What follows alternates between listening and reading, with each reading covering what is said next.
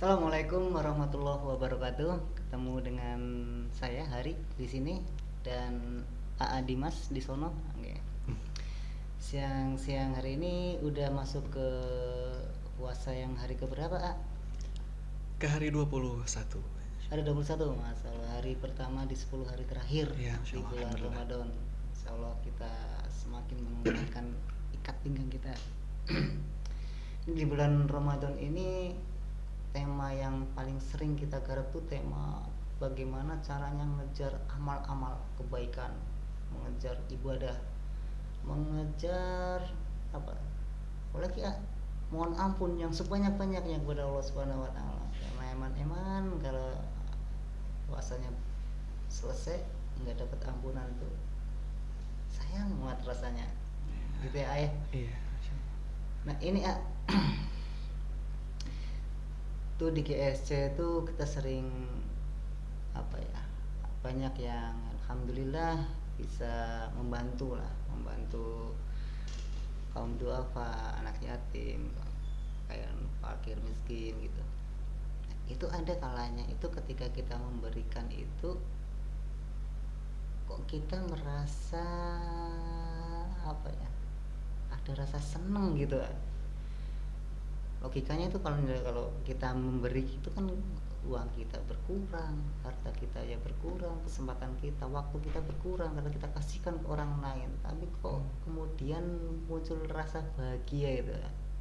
Bukankah logikanya itu yang bahagia harusnya yang menerima? Iya. Menerima parcel, menerima hadiah, menerima bantuan itu yang bahagia. Tapi kenapa kadang kala itu memang yang memberi malah yang bahagia? Itu kenapa itu gitu ya? Oke, bismillahirrahmanirrahim. Alhamdulillah. Wassalatu wassalamu ala rasulillah wa ala alihi wa ashabihi wa mawalah amma ba'd. Untuk perkara itu memang betul suatu keheranan juga, bahkan bukan suatu keheranan bagi segolongan orang, tapi bagi banyak orang.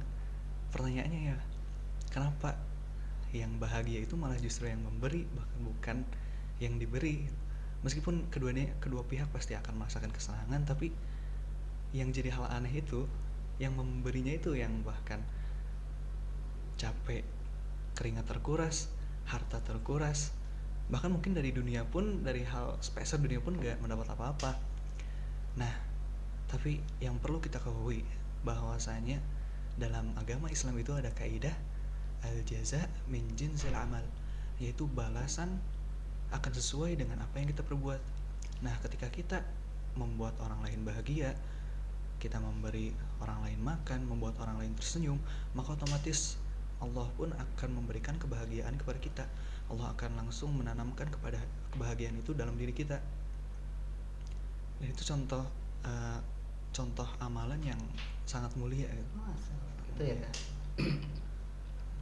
Berarti bisa sebaliknya ya. Iya. Kalau kita membuat apa ya, keburukan buat orang lain akan bisa menimpa keburukan juga buat kita ya. Iya. Kalau kita senyum kepada orang lain pasti kita akan dapat senyum ya. Iya. Ya iyalah, kalau kita jalan ya ketemu AA gitu misalkan, senyum masa mau menutup kan enggak ya, terus senyum juga gitu kan. Jadi begitu teman-teman ya. Jadi setiap apa yang kita lakukan memang balasannya itu adalah sama seperti apa yang kita lakukan itu. Kalau kita senyum ya kita akan dapat senyum. Kalau kita mesem ya dapat mesem juga gitu. Kalau kita marah kita akan kena marah juga nantinya gitu ya gitu. Nih kalau kita memberikan kebahagiaan ke orang lain gitu kan, orang lain menjadi bahagia lantaran perbuatan yang kita lakukan, maka Allah kan akan memberikan kebahagiaan di dalam hati kita. Kebahagiaan tuh saya tuh pernah dengar tuh ada kebahagiaan hakiki gitu. Hakiki. Kebahagiaan yang sebenarnya gitu. Itu yang kayak gimana tuh? Nah, kebahagiaan yang hakiki. Nah, berbicara masalah kebahagiaan, atau mungkin kita sering mendengar itu kenikmatan gitu ya Pak. Kenikmatan, mungkin di sebagian orang yang terpikir atau yang terlintas dari kenikmatan itu adalah kenikmatan duniawiyah, yang mana uangnya banyak. Iya. Gitu gitu ya. Sebagaimana orang-orang umum mungkin mereka Makannya enak, patokan mereka bahagia itu adalah nikmat. nikmatan dunia, entah itu dari uang banyak, memiliki harta berlimpah, memiliki anak-anak keturunan yang banyak, gitu. Yang berpangkat tinggi juga itu mungkin kenikmatan. Nah, tapi sebenarnya apa sih kenikmatan bahagia? Apakah hanya hanya sebatas kenikmatan duniawi atau hanya sebatas kenikmatan ukhrawi? Nah, sebelumnya mungkin untuk lebih mendekati agar kita lebih paham atau lebih nyaman dengan apa yang kita bahas, mungkin kita ada sedikit pembahasan mengenai perbedaan antara kenikmatan dunia dan kenikmatan di akhirat. Dan mungkin untuk yang pertama, perbandingan antara kenikmatan dunia dan akhirat. Yang paling jelas itu adalah kenikmatan dunia adalah kenikmatan yang fana atau ia akan hilang dan akan sirna. Berbeda dengan kenikmatan di akhirat. Kita tahu bahwasanya akhirat itu adalah kehidupan yang abadi, dan nikmatnya pun, kebahagiaannya pun di akhirat gak ada batasnya. Contoh sebagaimana Allah telah menyebutkan tentang kenikmatan atau kehidupan dunia, tentang keterbatasan antara kenikmatan di dunia, itu disebutkan di surat Al-Hadid, yaitu perkataan Allah Subhanahu wa taala, "I'lamu." Ini adalah seruan agar hamba-hambanya intibah atau memperhatikan atas apa yang Allah serukan. "I'lamu annamal hayatud dunya la'ibu wa lahu wa zinah." Ketahuilah bahwasanya kehidupan di dunia itu hanya sekedar permainan, senda gurau, dan hanya perhiasan. Yang mana kita tahu bahwasanya semua itu adalah hal yang sementara, mereka akan hilang dan akan sirna. Wazinah wa tafakhurun bainakum wa takathurun fil amwali wal aulad.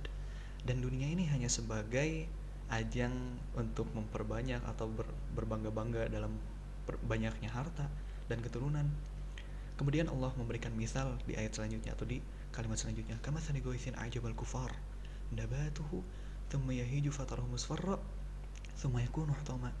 Sebagaimana air hujan yang turun dari langit membasahi bumi, membasahi tanah, kemudian lama-kelamaan akan tumbuh tanaman yang hijau, yang mana tanaman tersebut memberikan kesenangan terhadap para petaninya, tapi lama-kelamaan tanaman tersebut akan menguning, rusak, mati, lalu hilang. Seperti itulah gambaran kehidupan dunia atau kenikmatan, kebahagiaan dunia. Dia akan hilang dan akan sirna. Beda halnya dengan kenikmatan di akhirat atau kebahagiaan di akhirat. Dan kita tidak mematok kebahagiaan tersebut 1000 tahun, 1 juta tahun, atau 1 triliun tahun, atau 1 miliar tahun, tetapi kenikmatan yang abadi tanpa batas. Itu mungkin contoh dari perbandingan antara kenikmatan dunia dan kenikmatan di akhirat gitu. Nah, kemudian yang jadi pertanyaannya, sesungguhnya kebahagiaan yang hakiki itu adalah kebahagiaan di dunia atau di akhirat?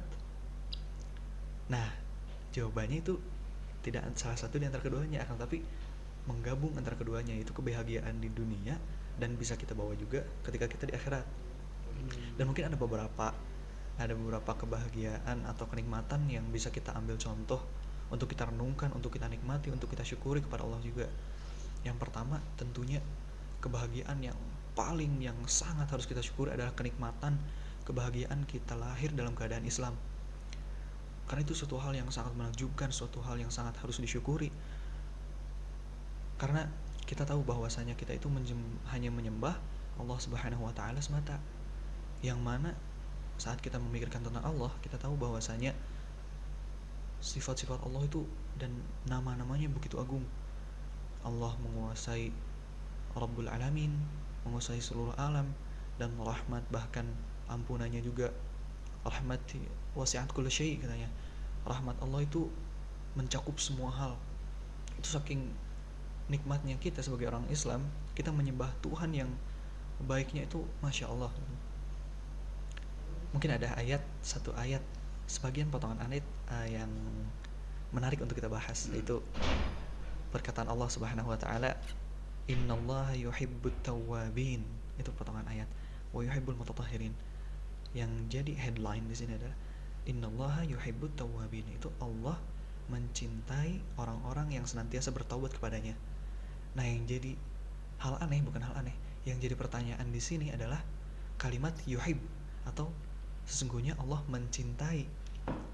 Padahal kalau dilihat secara garis besar atau secara luarnya saja, yang lebih cocok untuk disandingkan dengan kalimat taubat itu adalah ampunan. Ketika seseorang bertobat maka Allah akan mengampuninya. Tapi kenapa di sini Allah tidak mengatakan innallaha yaghfir atau sesungguhnya Allah mengampuni orang-orang yang bertaubat, tapi Allah mencintai orang-orang yang bertaubat. Dan ini mengandung makna yang sangat luar biasa ya. Mungkin kita ambil contoh lain untuk lebih mendekati agar kita lebih gampang untuk memahami ayat tersebut. Kita ambil contoh mungkin ketika seseorang Fulan, Alif memiliki teman Ba, dan mereka itu adalah dua sahabat yang sangat dekat.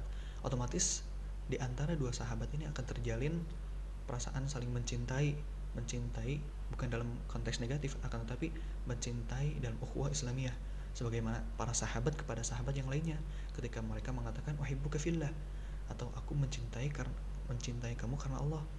Itu adalah suatu bentuk cinta yang disanding atau yang dibangun di antara dua sahabat.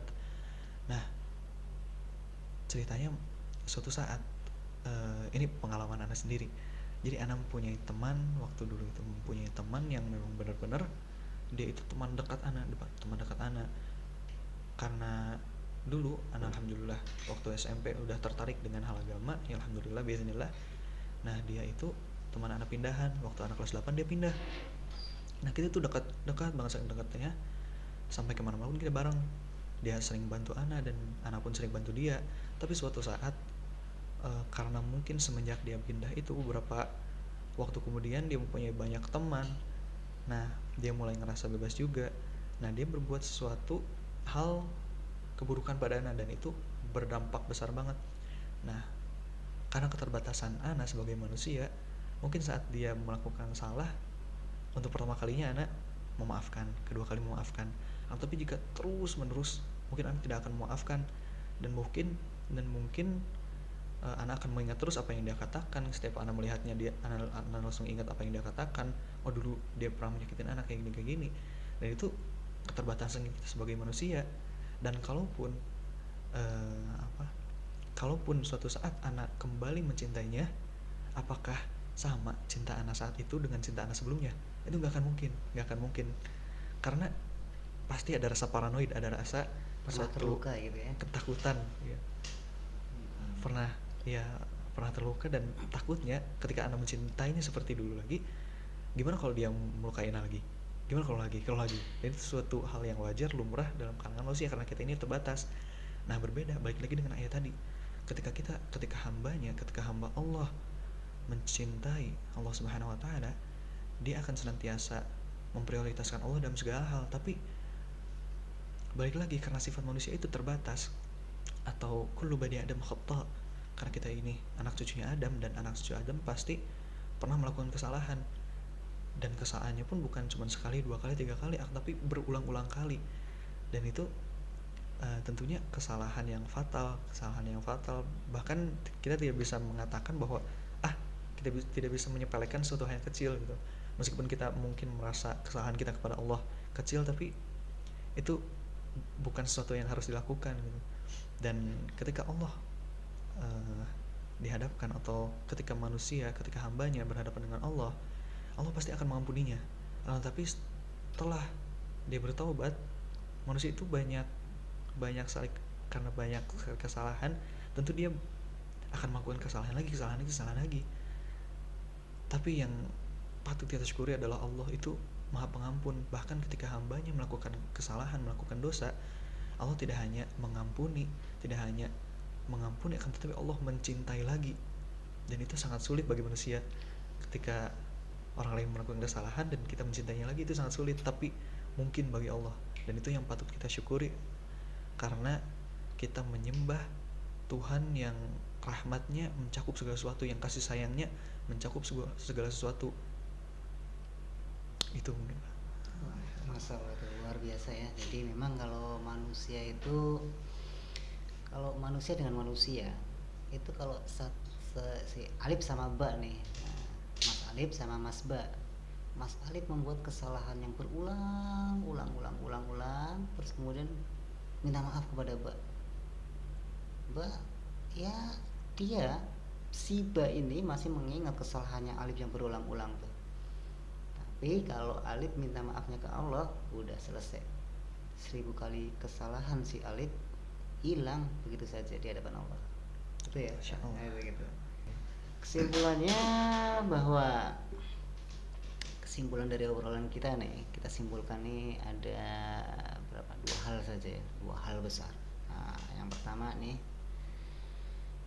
apa yang kita lakukan maka balasan seperti itulah yang menimpa diri kita. Kalau kita melakukan suatu kebaikan, ya kebaikan yang akan menimpa diri kita. Tapi kalau kita melakukan keburukan, ya keburukanlah yang akan menimpa diri kita. Yang pertama, kesimpulan yang pertama, maka ya saran dari kami tetap lakukan kebaikan terus menerus tanpa henti agar kebaikan terus menerus menghampiri kita. Yang kedua, kesimpulan yang kedua adalah minta maaf kepada Allah sebelum minta maaf kepada manusia. Karena berapapun banyaknya kita berbuat salah, berbuat dosa, Allah Maha Pengampun, langsung dimaafkan sama Allah. Bahkan Allah mencintai orang yang suka bertaubat.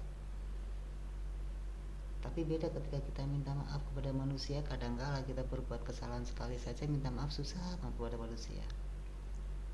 Nah, kita bersyukur bahwa kita terlahir dalam Islam, dan sampai dengan detik ini atas berkat dan rahmatnya alhamdulillah kita masih tetap dalam keadaan Islam, dan semoga kelak mati pun dalam keadaan Islam. Amin ya Allah.